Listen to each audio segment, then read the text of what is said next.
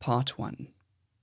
On Saturday, January 26, 1907, I was lecturing in Aberdeen, and when my lecture was over, I was given a telegram which said, "Play great success."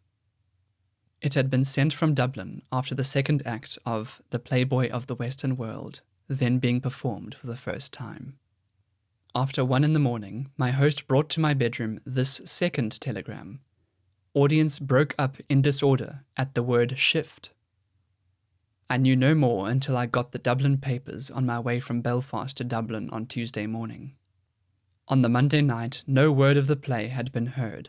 About 40 young men had sat on the front seats of the pit and stamped and shouted and blown trumpets from the rise to the fall of the curtain. On the Tuesday night, also the 40 young men were there. They wished to silence what they considered a slander upon Ireland's womanhood.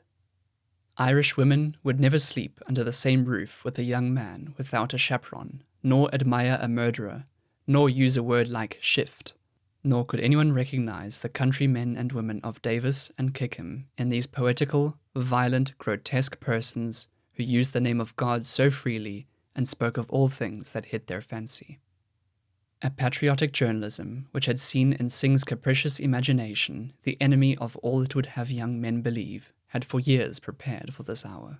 By that which is at once the greatest and most ignoble power of journalism, the art of repeating a name again and again with some ridiculous or evil association.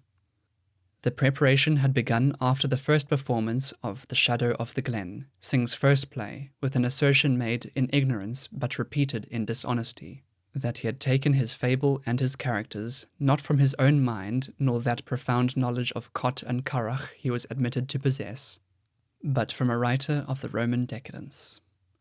Some spontaneous dislike had been but natural, for genius like his can but slowly, amid what it has of harsh and strange, set forth the nobility of its beauty and the depth of its compassion. But the frenzy that would have silenced his masterwork was, like most violent things, artificial, the defence of virtue by those who have but little, which is the pomp and gallantry of journalism and its right to govern the world. As I stood there watching, knowing well that I saw the dissolution of a school of patriotism that held sway over my youth, Synge came and stood beside me and said, "A young doctor has just told me that he can hardly keep himself from jumping onto a seat and pointing out in that howling mob those whom he is treating for venereal disease.